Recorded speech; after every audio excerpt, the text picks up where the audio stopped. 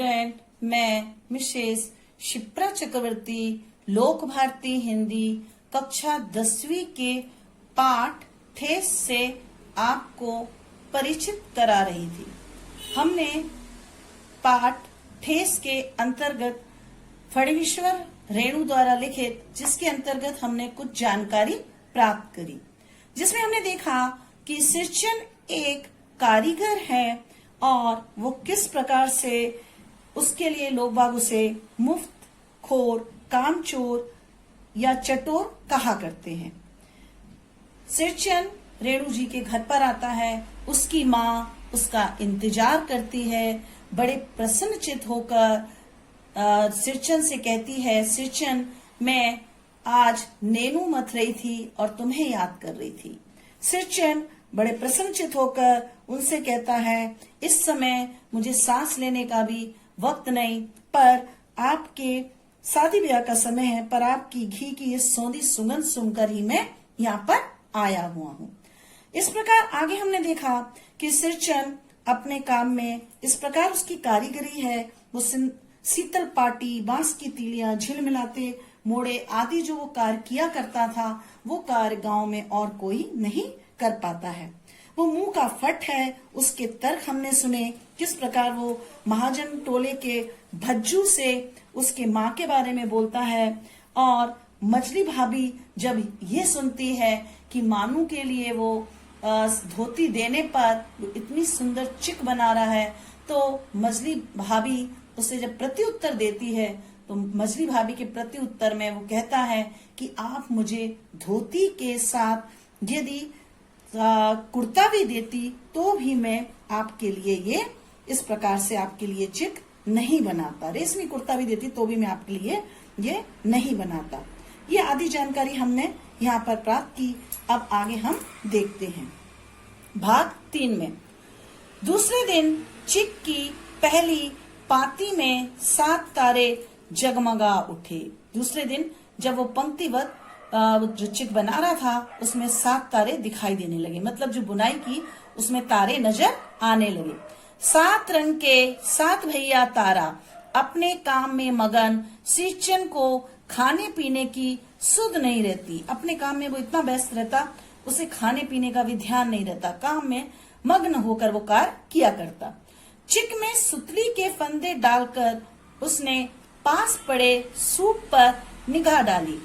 अचानक वो जब चिक बुनने लगा तो उसने देखा कि सूप पर निगाह, सूप बने जिसमें हमारे घर पर आपकी मम्मियां चावल वगैरह, गेहूं वगैरह, धान वगैरह देखा आपने झाड़ा करती है, उसे सूप कहा जाता है। तो उसने देखा सूप पर निगाह डाली, चिवरा और गुड़ का एक सूखा ढेला। उसने अचानक देखा उसमें थोड़ा सा चिवरा जिससे हम लोग पोहा वगैरह कहा करते हैं, पोहा बनाते हैं, वो चूड़ा और गुड़ का एक ढेला, गुड़ का एक छोटा सा पीस पड़ा हुआ था। मैंने लक्ष्य किया मैंने रेणु जी ने ध्यान दिया इस बात पर, उनका लक्ष्य गया कि उन्होंने देखा, क्या ध्यान से देखा कि सिरचन के नाक के पास 2 रेखाएं उभर आई, अर्थात वो थोड़ा नाराजगी व्यक्त करने लगा, कुछ गुस्सा उसके चेहरे पर झलक उठा। मैं दौड़कर माँ के पास गया, अर्थात रेणु जी दौड़कर अपने माँ के पास गए। माँ, आज सिरचन को कलेवा किसने दिया है? सिर्फ चियोरा और गुड़। जाकर फणीश्वर रेणु ने माँ से कहा, माँ आज उसको कलेवा मीन्स नाश्ता, अर्थात आज सिरचन को नाश्ता किसने दिया है? सिर्फ चियोरा और गुड़ दिया है। माँ रसोई घर के अंदर पकवान आदि बनाने में व्यस्त थी। माँ खाना बनाने में लगी थी रसोई घर में, और पकवान वगैरह मैंने कुछ स्वादिष्ट भोजन बनाने में लगी हुई थी।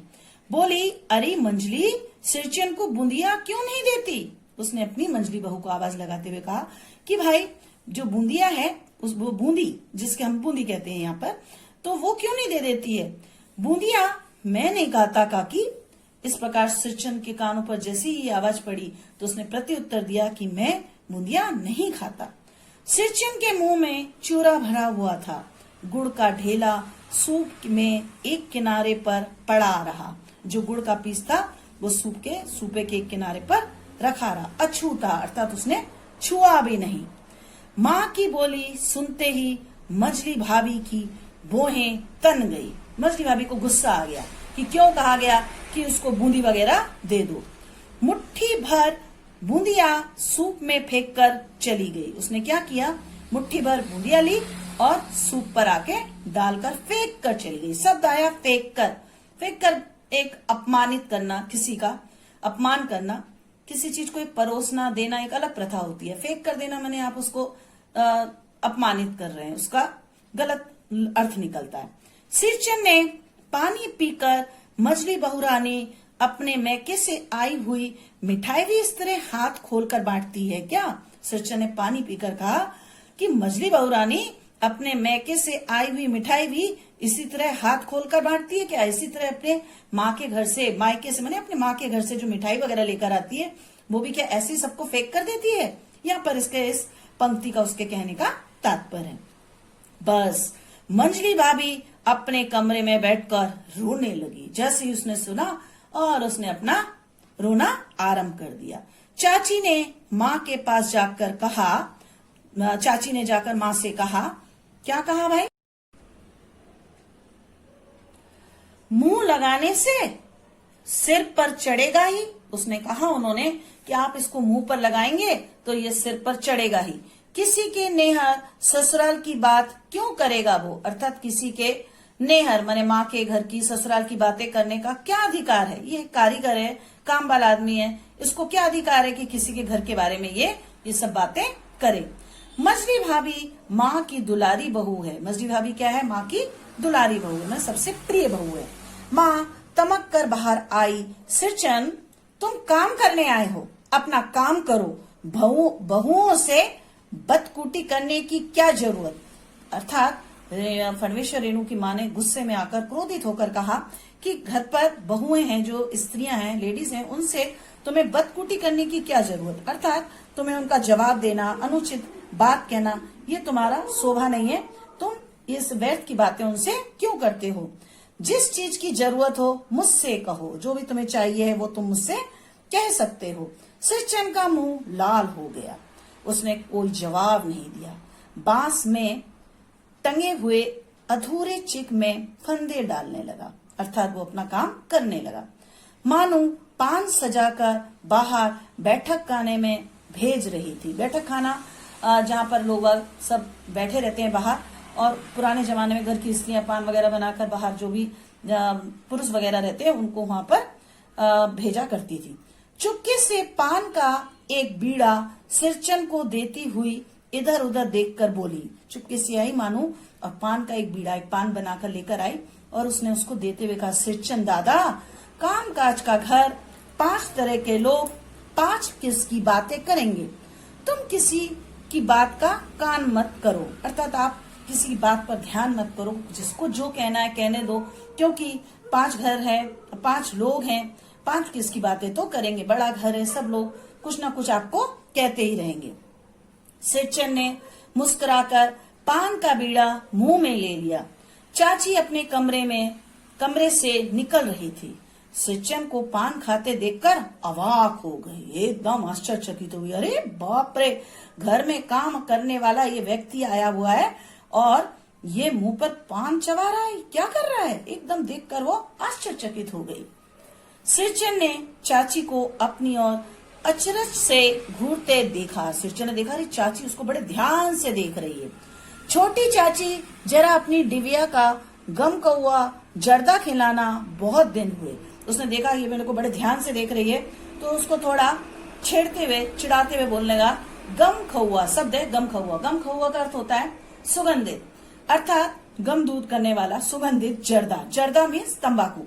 ऐसा जर्दा, सुगंधित जर्दा खिलाना बहुत दिन हुए हैं। उसने उसको कहा। किसको कहा? चाची को। एक तो चाची जली भुनी थी, गुस्से में थी, ऊपर से वो खुद भी चाची को इस तरह से बोलता है।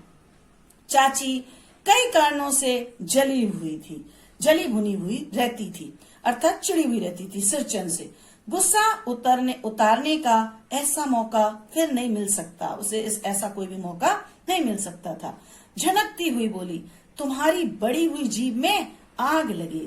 अब तुम्हारी जो इतनी जीभ लपलपा रही है, इतनी लालच भरी हुई जीभ है, इसमें आग लग जाए। यहाँ पर हम जो भी देखेंगे पाठ में हम देखते आए हैं कि यहाँ पर ग्रामीण भाषा का बिहारी मतलब ग्राम से संबंधित भाषाओं का प्रयोग किया गया है। घर में भी पान और गम खहुआ जर्दा खाते हो, चटोर कहीं के, मेरा कलेजा धड़क उठा। अर्थात रेणु जी ने जैसे सुना वो डर गए, सहम गए, हो गया सत्यानाश। सोचने लगे गया, अब तो काम बिगड़ गया। बस सचिन की उंगलियों में सुतली के फंदे पड़ गए। मानो कुछ देर तक वो चुपचाप बैठा पान को मुंह में घुलाता रहा। फिर अचानक उठकर पिछवाड़े पीक थूक आया। पीछे गया घर के और वहां पर जाकर उसने पान जो चबा रहा था और उसका जो रस है, पीक कहते जिसे, वो वहां पर जाकर थूक कर आ गया। अपनी छुरी हंसिया वगैरह समेट संभाल कर झोले में रखे। सब सामान उसने अपने अपने झोले में रख लिए। टनी हुई अधूरी चिक पर एक निगाह डाली और हनहनाता हुआ आंगन से बाहर निकल गया। शब्द है हनहनाता, माने एकदम झटाझट ताबड़तोड़ भागता वो उधर आंगन से वो बाहर निकल गया। बड़बड़ाता हुआ, फटाफट बड़बड़ाता वो आंगन से बाहर निकल गया। मानू कुछ दिन कुछ नहीं बोली। मानू ने देखा वो कुछ बोली नहीं, चुपचाप अधूरी चिक को देखती रही। वो जो अधूरी चिक थी, जो कंप्लीट नहीं हुई थी, आधी हुई थी, वो उसे देखती रही। सातों तारे मंद पड़ गए, अर्थात अब तारों में जो कार था वो बंद हो गया। माँ बोली, जाने दे बेटी जी, छोटा मत कर मानू, मेले से खरीद कर भेज दूंगी। माँ ने मानू को समझाते हुए कहा, जी छोटा मत कर, मैं तेरे को मेले से फिर से खरीद कर एक नई चिक तेरे को दे दूंगी। मन खराब करने की आवश्यकता नहीं है। इस तरह माँ ने मानू को समझाया। मैं सिरचन को मनाने गया। फणवेश्वर रेणु फिर से सिरचन के घर पहुंचे। देखा एक फटी हुई शीतल पाटी पर लेटकर वो कुछ सोच रहा है। अर्थात एक शीतल पाटी पर लेटा हुआ है, शीतल पाटी चटाई पर लेटा हुआ है और कुछ सोच रहा है। मुझे देखते ही बोला, बबुआ जी अब नहीं, कान पकड़ता हूँ अब नहीं। जैसे उसने देखा और वो चिल्लाते हुए बोला, चित्कार करते हुए, बबुआ जी अब नहीं, कान पकड़ता हूँ अब नहीं। मोहर छाप वाली धोती लेकर क्या करूंगा, मुझे क्या करना है जो आप सोच रहे हैं। मोहर छाप वाली धोती मुझे नहीं चाहिए, मुझे कोई आवश्यकता इस छाप वाली धोती की नहीं है। कौन पहनेगा इसको, कौन पहनने वाला है। ससुरी खुद मरी बेटे बेटियों को ले गई अपने साथ। एक तो वो स्वयं खत्म हो गई, मर गई, और अपने साथ बच्चों को भी ले गई। अर्थात अब मेरा कोई नहीं है, मुझे पहनकर मैं क्या करूंगा, कौन देखेगा, मुझे अब धोती वो नहीं चाहिए। बबुआ जी मेरी घरवाली जिंदा रहती तो मैं ऐसी दुर्दशा भोगता, प्रश्नवाचक चिन्ह। यदि मेरी घरवाली होती, मेरी पत्नी होती, तो क्या आज मेरी ऐसी गत होती, मेरी ऐसी दुर्दशा होती, इस प्रकार क्या मेरी कोई बुरी हालत होती। लोग जो भी समझते हैं मुझे गलत समझते हैं, पर आज ना मेरे बच्चे हैं ना मेरी पत्नी है, जिसके कारण मेरी इस प्रकार की दशा है। यहाँ पर आप देखेंगे कहानी एकदम अलग रूप धारण कर रही है। जो हमने पाठ में पढ़ा उसको समझा, यहाँ पर उसका पूरा एक अलग ही अंदाज नजर आता है। ये शीतल पाटी उसी की बुनी हुई है। अर्थात वो बताता है कि ये जो शीतल पाटी चटाई है उसी ने बनाई है। इस शीतल पाटी को छूकर कहता हूँ, मैं इस शीतल पाटी को छूकर आपको बतलाता हूँ। तो मैं इस शीतल पाटी को छूकर क्या कहता है, अब ये काम नहीं करूंगा। अर्थात अब आगे से मैं ये काम करने वाला नहीं हूँ। गांव भर में तुम्हारी हवेली में मेरी कदर होती थी, अब क्या। गांव भर में लोग मेरी इज्जत किया करते थे, कदर किया करते थे, अब क्या होगा। मैं चुपचाप वापस लौट आया। अर्थात फणवेश्वर रेणु ने जब देखा कि ये मानने को तैयार नहीं है, वो समझ गए कि कलाकार के दिल में ठेस लगी है। ये हमारे पाठ का जो शीर्षक है, यहाँ पर ये आ गया कि उनको समझ में आ गया कि अब जो कलाकार है उसके दिल में ठेस लग गई है, आघात लग गया है, उसे बुरा लग गया है, वो नहीं आ सकता, अब वो नहीं आने वाला है। बड़ी भाभी अधूरी चिक में रंगीन छींट का झालर लगाने लगी। ये भी बेजा नहीं दिखाई पड़ता, क्यों मानू। बड़ी भाभी ने जो अधूरी वो जो चिक बनाकर गया था उसको वो कंप्लीट करने लगी। उसमें कुछ कपड़ों के चुन्नटे देकर झालर वगैरह लगाने लगी और वो पूछने लगी, मानू देखो ये भी कोई खराब नहीं लग रहा है, अच्छा लग रहा है ना। मानू कुछ नहीं बोली बेचारी, किंतु मैं चुप नहीं रह सका। चाची और मंजली भाभी की नजर ना लग जाए इसमें भी, उससे चुप नहीं रहा गया और उन्होंने कहा, आप बोल रहे हो कि अच्छी दिख रही है, पर ऐसा ना हो कि चाची की और मंजली भाभी की नजर भी इसमें लग जाए।